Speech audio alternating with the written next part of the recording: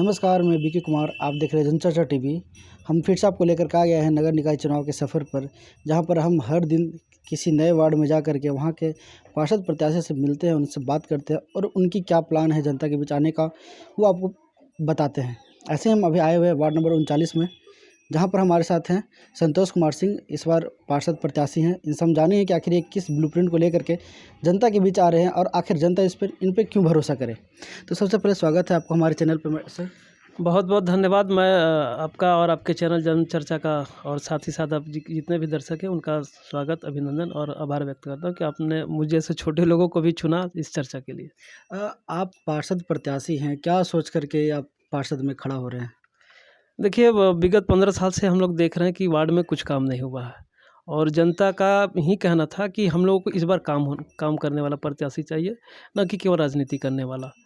और कुछ परिस्थितियां थी जो हम लोगों को मतलब खींच कर के लेकर के आई हैं कि हम लोग चुनाव में आए ताकि जनता का क्या विकास कमी देखें आप, क्या कमी देखें कि लगा कि नहीं हमको आना चाहिए, हम इस कमी को ख़त्म कर सकते हैं? कौन सी ऐसी कमियां थी जो लगा आपको करना चाहिए? देखिए, वार्ड में कमी के रूप में कहा जाए तो पूरी तरह से कमी ही कमी है। 99% कमी है पूरे वार्ड में। ना ढंग का रोड है, ना नाली है, ना स्ट्रीट लाइट है, ना शौचालय का व्यवस्था है। बहुत सारी कमियां हैं। उसके अलावा भी सामाजिक रूप से, नैतिक रूप से जो पतन होता जा रहा था हमारे युवाओं का, महिलाएं, हमारी जो घर की बहन बेटियां हैं वो सुरक्षित नहीं हैं। स्वरोजगार नहीं मिल पा रहा है लॉकडाउन की वजह से, और भी ज़्यादा बहुत विकट स्थिति आ गया है लोगों के जनजीवन में। तो ये सब देख कर के हम लोग देखें कि हम लोग को चुनाव में आना चाहिए, चूँकि कहीं न कहीं एक तरह से सरकारी फंड है वो आकर के वापस चला जाता है योजना, और इधर है कि हम लोग भूखे मर रहे हैं। तो हम लोग को लगा कि हम लोग को चुनाव में आना चाहिए। अगर आप जीत करके आते हैं तो जनता के लिए क्या नया होगा आपके लिए, आपकी तरफ से क्या जनता को मिलने वाला है? देखिए, जनता के लिए हम लोग 17-18 पॉइंट चुने हैं, जिसमें कि हम लोग का सबसे पहला चीज़ होगा कि हम लोग शिक्षा, नीचे प्रेप से लेके पीएचडी तक का जो पढ़ाई होता है उसमें बच्चों को सहयोग करेंगे। उसके बाद है स्वरोजगार, 1000 प्लस महिलाओं और युवाओं को रोज़गार देने का हमारे पास रोड मैप तैयार किया हुआ है। उसके बाद स्वच्छता है, पर्यावरण है, और उसके अलावा खेलकूद है, बहुत सारी चीज़ें हैं। और इसमें स्पेशली हम लोग ये भी कहेंगे कि वार्ड परिषद का हम लोग गठन करने वाले हैं, चूँकि ताकि जो पार्षद आए वो निरंकुश ना रहे। वार्ड परिषद का काम रहेगा कि पार्षद से सवाल जवाब करे, काम हुआ क्यों नहीं हुआ, आपने जो डेडलाइन दिया था इसमें क्या समस्या आ रही है। तो कहने का शिक्षा मतलब को कि लेकर के क्या प्लान है, क्या रोड मैप तैयार किए हैं शिक्षा को लेकर के? देखिए, शिक्षा के रूप में हम लोग अलग अलग कैटेगरीज वाइज जिसको कर रहे हैं। 5 साल से बच्चे हैं, 5 साल से 10 साल, 10 साल से 15 साल, 15 साल, जैसा जिसका रिक्वायरमेंट रहा उस हिसाब से हम लोग को मदद करेंगे। क्लब कल्चर में भी हम लोग जाएंगे, जहाँ बच्चे क्लब में बैठ के तैयारी करते हैं, तो उनको भी मदद करेंगे और उनसे मदद लेंगे भी, ताकि उनको भी लगे कि ये जो अब शिक्षा आपको जो मिल रहा है वो व्यर्थ ना जाए, इसका कीमत है। और कीमत हम लोग ये वसूलेंगे कि आपको छोटे-छोटे बच्चों के बीच भेजा जाएगा कि आप उनको पढ़ाइए, ताकि और उन वहाँ जाने से आपको भी लगेगा कि नहीं, ये लोग किन परिस्थितियों में, किनको शिक्षा नहीं मिल पा रहा और हम लोग आ रहे हैं और शिक्षा दे रहे हैं, और वही सेम कंडीशन आपको कहीं ना कहीं इसको हम लोग बैलेंस करेंगे। और स्वरोजगार की आपने बात की, तो स्वरोजगार के लिए क्या, किस तरह का स्वरोजगार आप जो है लोगों तक पहुंचाएंगे, क्या उसको लेकर के रोड मैप तैयार कर रहे हैं? देखिए, बहुत सारा योजना है जो कि हम लोग का वार्ड में कभी आया है नहीं। आप खादी बोर्ड का सिलाई का देख लीजिए, या उद्योग विभाग में बहुत सारा चीज़ है, बम्बू है बनाना, पत्तल बनाना है, दोना बनाना है, या हैंडक्राफ्ट का चीज़ है। बहुत सारा चीज़ है जो कि यहाँ तक पहुँचता ही नहीं है, बाकी बाहर के लोग कर लेते हैं। तो उन सब सारी चीज़ों को हम लोग लेकर के आएँगे। अगर एक योजना के पीछे हम 10 लेडीज़ को भी अगर जोड़ के देखें ना, तो 150 लेडीज़ तो हमको मतलब एक दिन में मिल जा रही हैं काम करने के लिए, एक योजना के पीछे। हम मिनिमम की बात कर रहे हैं, कम से कम की बात कर रहे हैं। तो 1000 हम लोग के लिए कहीं बहुत बड़ा नहीं। उसके अलावा बहुत सारे एनजीओ जो हैं वो जो अपना काम करवाना चाहते हैं, अगरबत्ती बनाना हो गया, फूल प्रोडक्शन हो गया, सेंट निकालना हो गया। अब अगरबत्ती से हमको याद आया कि बहुत सारा वेस्टेज जाता है फूल, तो उस फूल को ला करके हम लोग यूटिलाइज़ कर सकते हैं, अगरबत्ती बना सकते हैं, पेस्ट बना सकते हैं, रंग बना सकते हैं, बहुत सारा चीज़ है। वो अगर आपके अंदर सोचने की क्षमता है, करने की क्षमता है, तो रोज़गार तो आपके दरवाजे पर चल कर आएगा।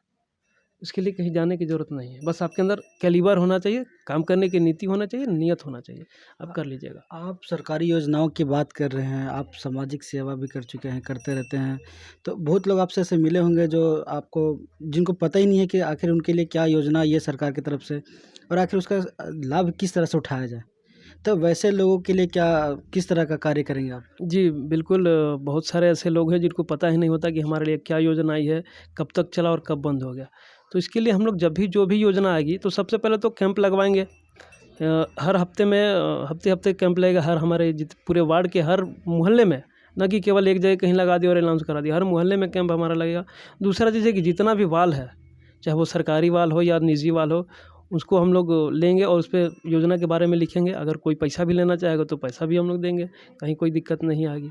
वो पैसा हमारा खुद का होगा, हम निगम को भी नहीं कहेंगे कि आप हमको पैसा दीजिए, हमारा यहाँ इतना खर्च है। वो संतोष कुमार का अपना व्यक्तिगत जो भी होगा, उसमें हम ये भी दावा के साथ कहते हैं कि हमको जो वेतन के रूप, अगर लोगों को लगे कि पैसा कमाने के लिए आ रहा, तो मैं अपने वेतन, आपके चैनल के माध्यम से कह रहा हूँ कि मैं अपने वेतन का 80% तक वहाँ डोनेट करूँगा। और मैं चाहूँगा कि आप लोग भी आइए और इस चीज़ को देखिए, और मतलब कि हो रहा है कि या केवल कहना रह गया है। ये तो हमारा काम ही है, दिखाना। आप करिएगा तो ज़रूर हम दिखाने के लिए आएँगे, है ना? तो और भी जो ऐसे लोग हैं कि महिलाएं हो गई जो बहुत सारी घर से निकलती नहीं है, उनका कहना है कि नहीं, किसी भी कारण से वो घर से निकल नहीं पाती, तो उनको सशक्त करना, उनकी सुरक्षा के लिए क्या कड़े कदम उठाने वाले हैं आप? क्या चाहते हैं कि उनके लिए क्या होना चाहिए? देखिए, जो महिला हमारा नहीं निकल पा रहे हैं, उसके लिए तो हम सबसे पहले कहेंगे कि हमारी हर बहन, बेटी, माँ अन्नपूर्णा है। अगर वो एक किसी भी चीज़ को छूती है ना, तो वो सोना बन जाता है। तो बहुत से ऐसे उनमें क्वालिटी है कि कोई केक बना सकती है, कोई पेस्ट्री बना सकती है, किसी को सिलाई का अनुभव है, किसी को पेंटिंग का अनुभव है। तो हम ये जो आपको बोले कि नर्सरी से प्रेप तक का बच्चा लोग को हम पढ़ाएंगे, तो वहाँ से हम लोग उसमें जो बच्चे जिस क्वालिटी के होंगे, अगर किसी को अच्छा लगेगा कि पेंटिंग में है, पेंटिंग में जा रहा, तो उन महिला को जोड़ेंगे कि दीदी, बहन, अब ये आप 30-40 बच्चे पकड़िए, अब इनको पेंटिंग भी सिखाइए, पढ़ाई भी हो रहा, बच्चा पेंटिंग भी सीख रहा।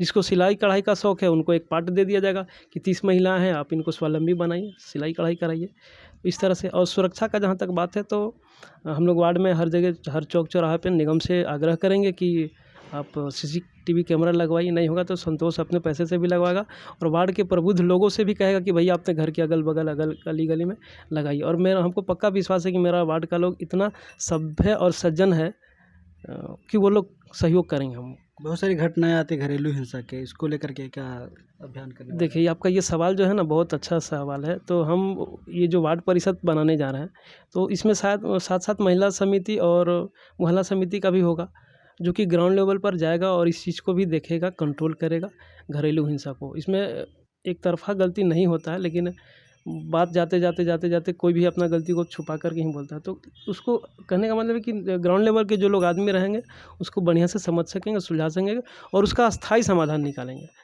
ये युवाओं के लिए क्या प्लान है आपका? ये आजकल के युवा जो हैं वो अधिकतर जो है नशे की तरफ ही बढ़ रहे हैं, वैसे लोगों को क्या आपकी तरफ से क्या मिलने वाला है उन लोगों को? देखिए, अब सबसे पहला आपका जो सवाल है ना, आज अगर हम लोग चुनाव में पैर रख रहे हैं, तो इसके पीछे कहीं ना कहीं यही कारण है कि हमारे जो युवा हैं, आज से 5 साल पहले, 10 साल पहले, जिनको हम कॉपी कलम किताब पकड़ा रहे थे जिन बच्चों को पढ़ाने के लिए, आज उनको शराब का गिलास और सिगरेट पकड़ाया जा रहा। और जो नहीं पकड़ रहा, उसको उन्हीं लोगों के बीच में लड़ाई झगड़ा, मारपीट, लंथपिन और बहुत तरह का anti social elements, anti social activities किया जा रहा। तो हम लोग चाहेंगे कि जो भी बच्चे हमारे पढ़ाई करें क्लब कल्चर के माध्यम से, तो उनको भी हम लोग रोज़गार में जोड़ेंगे। चूँकि पढ़ते पढ़ते एक समय के बाद होता है कि घर का आमदनी कम हो जाता है, फादर रिटायर कर गए और वो बहन की शादी करना है, दूसरा भाई है वो भी पढ़ाई में है।